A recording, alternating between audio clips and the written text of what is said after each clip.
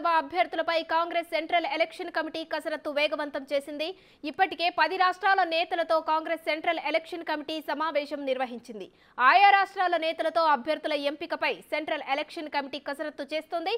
తెలంగాణ నుంచి central election committee సమావేశానికి TPCC తరపున సీఎం రేవంత్ రెడ్డి, భట్టి విక్రమార్క, ఉత్తమ్ కుమార్ రెడ్డి హాజరయ్యారు.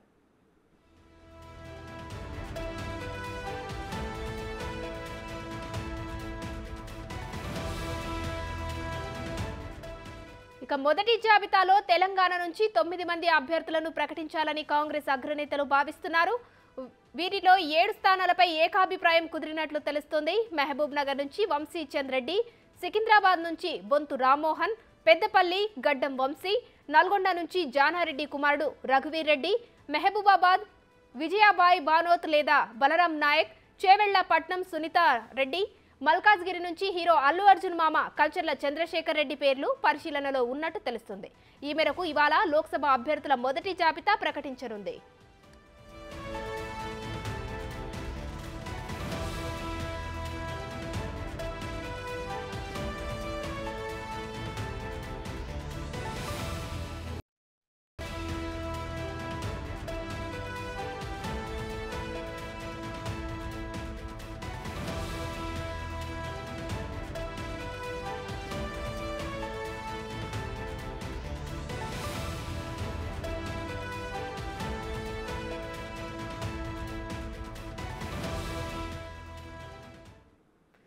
Lok Sabha అభ్యర్థులపై Congress central election committee కసరత్తు వేగవంతం చేసింది.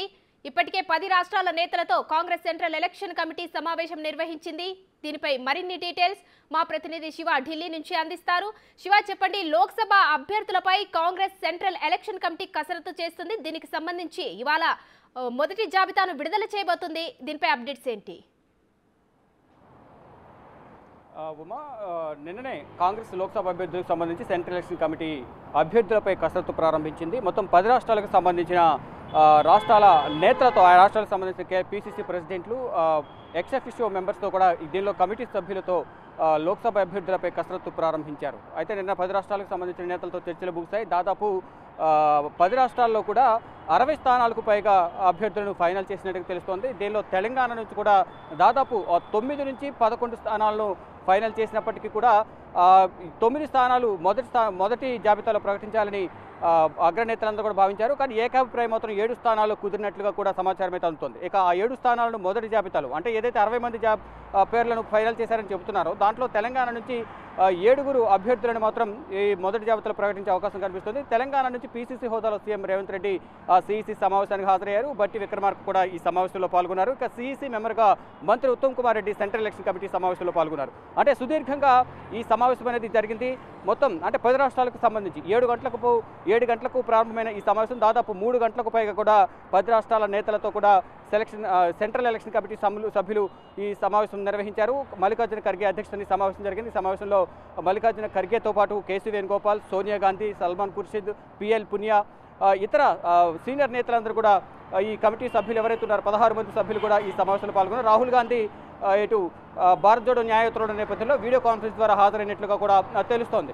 మొత్తంగా చూసుకుంటే లోక్సభ అభ్యర్థుల గెలుపు కూరాలనే ప్రధాన ఎజెండాగా అందరినీ ఫైనల్ చేసినట్టు తెలుస్తుంది. దానిలో భాగంగానే ముందుగా నిన్న 10 రాష్ట్రాలకు సంబంధించిన నేతలతో చర్చించి ఆ రాష్ట్రాలకు సంబంధించిన పీసీసీ ప్రెసిడెంట్లతో చర్చించి అభ్యర్థులను ఫైనల్ చేసినట్టుగా తెలుస్తుంది. ఇక తెలంగాణకు సంబంధించి ప్రధానంగా ఇప్పటికే స్క్రీనింగ్ కమిటీ, తెలంగాణలో గాంధీ భవన్లో స్క్రీనింగ్ కమిటీ సమావేశం నిర్వహించి దాంట్లో అభ్యర్థులను ఫైనల్ చేశారు. ఫైనల్ చేసిన అభ్యర్థులను సీఎం రేవంత్ రెడ్డి, దీపాదాస్ మున్షి కాంగ్రెస్ అధిష్టానానికి సమర్పించినట్టు తెలుస్తుంది. ఇక కాంగ్రెస్ అధిష్టానానికి ఏదైతే జాబితా ప్రకటించారో ఆ జాబితా ప్రకారమే ఈ మొదటి జాబితాలో తొలి విడత ఏదైతే పేర్లను విడుదల చేస్తారో, ప్రకటన చేస్తారో దానిలో తెలంగాణకు సంబంధించిన పేర్లను విడుదల చేసే అవకాశం కనిపిస్తుంది. దానిలో ప్రధానంగా మహబూబ్ నగర్ నుంచి మొదటి స్థానాన్ని సీఎం రేవంత్ రెడ్డి బహిరంగ సభ వేదికకు కూడా వంశీ చందర్ రెడ్డి పేరును ప్రకటించారు. ఇక మరోవైపు కొన్ని స్థానాల్లో, అంటే మొత్తం ఉన్న 17 స్థానాల్లో 300 మందికి పైగా అభ్యర్థులు పోటీలో ఉన్న నేపథ్యంలో ఆశావాహుల సంఖ్య కూడా ఎక్కువగా ఉన్న నేపథ్యంలో వడపోత చేసిన తర్వాత ప్రజా ఆమోదం ఎవరికి ఉంది, సామాజిక వర్గాల ఆధారంగా అక్కడ వారికి సీట్లు కేటాయిస్తున్నారు. మరోవైపు అసెంబ్లీ ఎన్నికలు ఎవరైతే సీట్లను త్యాగం చేశారో అటువంటి వారికి కూడా ఈసారి అవకాశం కల్పించే ఛాన్సెస్ అయితే ప్రధానంగా ఉన్నట్లుగా కూడా తెలుస్తుంది. దానిలో భాగంగానే ఒక జాబితాను సిద్ధం చేసి అధిష్టానానికి పంపించినట్లుగా కూడా రాష్ట్ర నాయకత్వం చెబుతోంది. దానిలో భాగంగానే ఈ సీట్ల సర్దుబాటుకు సంబంధించి ఒక కీలక నిర్ణయం తీసుకున్నట్లుగా తెలుస్తుంది.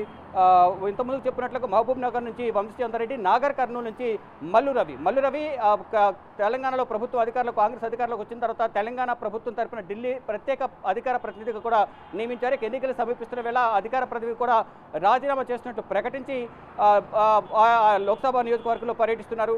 గతంలో నేను పోటీ చేసినప్పుడు 3 లక్షలకు పైగా ఓట్లు వచ్చాయి కాబట్టి ఇప్పుడు నిర్వహించిన సర్వేలో కూడా తనకే ఈ సర్వే పోల్స్ కూడా అనుకూలంగా ఉన్నాయి, నాకే మొగ్గు చూపుతున్నాయి కాబట్టి నాకే ఈ సీటు దక్కుతుంది అనేది ప్రధానంగా ధీమా వ్యక్తం చేస్తున్నారు. దానిలో భాగంగానే 2 రోజుల క్రితం కేసీ వేణుగోపాల్ను కూడా కలిసి తనకు నాగర్ కర్నూలు సీటు కేటాయించాలని కూడా ఆయన కోరినట్లుగా కూడా తెలుస్తోంది. ఇక మరోవైపు పెద్దపల్లి గడ్డం వివేక్ కుమారుడు గడ్డం వంశీకి పెద్దపల్లి సీటు ఇచ్చే అవకాశం కనిపిస్తుంది. కానీ అక్కడ బీఆర్ఎస్ నుంచి వచ్చిన వెంకటేష్ నేత కూడా అక్కడ టికెట్ ఆశిస్తూ ఉన్నారు. కానీ ఎవరికి ఇస్తారనేది కూడా చూడాల్సింది. దాదాపు గడ్డం వివేక్కు ఈ సీట్ ఇస్తారంటూ కూడా సమాచారం అయితే అందుతుంది. ఇక మహబూబాబాద్లో కూడా గట్టి పోటీ ఉంది. బలరాం నాయక్ మాజీ ఎంపీ ఎవరవుతున్నారు బలరాం నాయక్ ఇప్పటికే అధికారికంగా కూడా ఇంటర్నల్గా చెప్పినట్లు తెలుస్తుంది. కానీ అక్కడ విజయబాయ్ కూడా పోటీలో ఉన్నారు. అంటే గతంలో వైరా టికెట్ ఆశించి భంగపడ్డారు విజయబాయ్. ఇప్పుడు మహబూబాబాద్ టికెట్ కూడా ఆశిస్తున్నట్లుగా కూడా ప్రజెంట్ తెలుస్తోంది. ఇక మల్కాజ్గిరికి సంబంధించి మైనంపల్లి హనుమంతరావు అలాగే హీరో అల్లు అర్జున్ మామ కంచర్ల చంద్రశేఖర్ రెడ్డి ఇద్దరి మధ్య పోటీ నెలకొంది. అక్కడ మైనంపల్లి హనుమంతరావుకు ఇస్తారంటూ కొంతమంది ప్రచారం చేస్తున్నారు. మరికొంతమంది అల్లు అర్జున్ మామ కంచర్ల చంద్రశేఖర్ రెడ్డికి ఇస్తారంటూ కూడా మరో ప్రచారం జరుగుతుంది. అంటే మొత్తంగా చూసుకుంటే కనుక అన్ని నియోజకవర్గాలకు సంబంధించిన అభ్యర్థులను ఫైనల్ చేసినప్పటికీ గట్టి పోటీ ఉన్న నేపథ్యంలో ఫైనల్గా సెంట్రల్ ఎలక్షన్ కమిటీతో చర్చించి అధిష్టాన నేతలతో చర్చించి అభ్యర్థులను ప్రకటిస్తారంటూ కూడా ఆశావాహులకు అందరికీ కూడా సూచనలు చేశారు. దానిలో భాగంగానే నిన్న దాదాపు 9 నుంచి 11 పేర్లపై చర్చ జరిగినప్పటికీ కూడా 9 నుంచి 7 సీట్లను ప్రకటించే అవకాశం అయితే ప్రధానంగా కనిపిస్తుంది. చూడండి మరి కాసేపట్లో అంటే రాత్రే సెంట్రల్ ఎలక్షన్ కమిటీ సమావేశం ముగిసిన తర్వాత మరో గంటలోనే ఈ అభ్యర్థుల జాబితా ప్రకటిస్తారంటూ సీఈసీ మెంబర్గా ఉన్న ఉత్తమ్ కుమార్ రెడ్డి తెలిపారు. కానీ రాత్రంతా కూడా ఈ లిస్టును విడుదల చేయని పరిస్థితి కనిపిస్తుంది. ఈ రోజు మరో కాసేపట్లో ఈ లిస్టు విడుదల చేసే అవకాశం అయితే ప్రధానంగా కనిపిస్తుంది. ఆశావాహులందరూ కూడా తమ పేరు ఉంటుందా లేదా అనేది దానిపై కూడా అందరూ ఉత్కంఠగా ఎదురు చూస్తున్నారు. కొంతమంది అధిష్టాన ప్రజలను కలిసి మంత్రాలు చేస్తున్న పరిస్థితి ప్రధానంగా కనిపిస్తోంది. Right, thank you Shiva.